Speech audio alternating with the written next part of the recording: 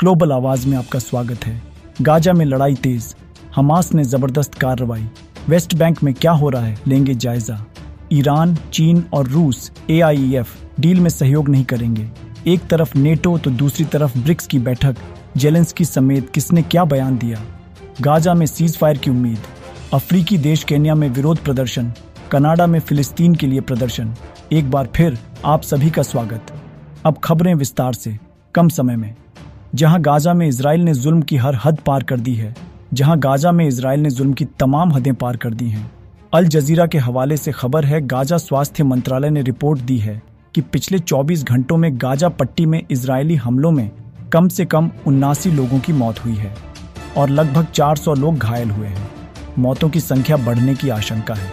उधर इजरायली फौज का कहना है कि मंगलवार को हुए एक बम धमाके में उनके 7 सैनिक मारे गए। इस हमले की जिम्मेदारी हमास ने कबूल की है। इसके साथ ही कुछ तस्वीरें और वीडियो सबूत के तौर पर सामने आए हैं। इसी बीच वेस्ट बैंक में हालात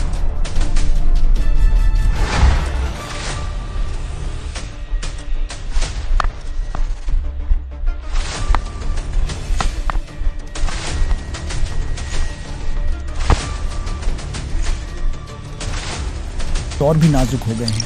कब्जे वाले कफर मलिक इलाके में इजरायली बस्तीवासियों के हमले में 3 फिलिस्तीनियों की मौत हो गई और कई लोग घायल हो गए हैं।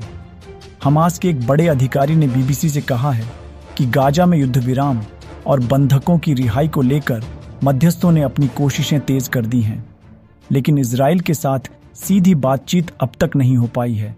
ये बयान उस वक्त आया है जब अमेरिका के राष्ट्रपति डोनाल्ड ट्रंप ने कहा है कि ईरान और इजराइल के सीज़फायर के बाद से सब कुछ बेहतर हो रहा है।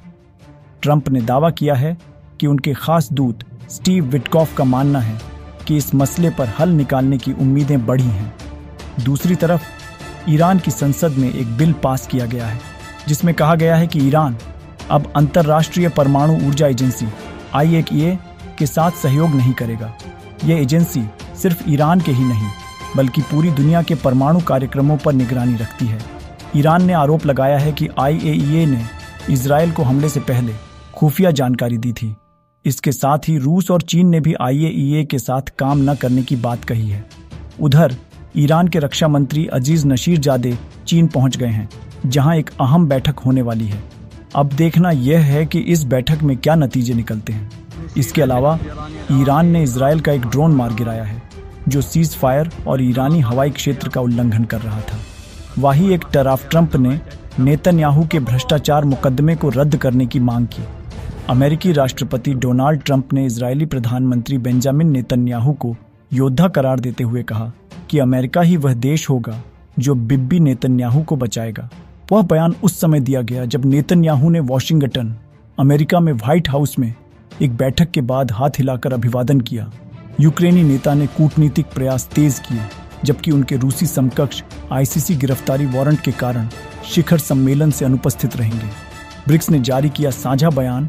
ब्राजील, रूस, भारत, चीन और दक्षिण अफ्रीका सहित अन्य देशों के ब्रिक्स समूह ने ईरान पर हुए सैन्य हमलों पर गहरी चिंता व्यक्त की है। हम 13 जून से ईरान के खिलाफ हुए सैन्य हमलों पर गंभीर चिंता व्यक्त करते हैं। यह हमला अंतर्राष्ट्रीय कानून और संयुक्त राष्ट्र चार्टर का उल्लंघन है। पाकिस्तानी सेना के मेजर मोइज शाह की मौत। दक्षिणी वजीरिस्तान के सरारोगा क्षेत्र में एक सैन्य अभियान के दौरान मेजर सैयद मोइज शाह की मौत हो गई। मेजर मोइज वही अधिकारी थे जिन्होंने 2019 के बालाकोट एयर स्ट्राइक के दौरान भारतीय वायुसेना के विंग कमांडर अभिनंदन वर्तमान को पकड़ने का दावा किया था।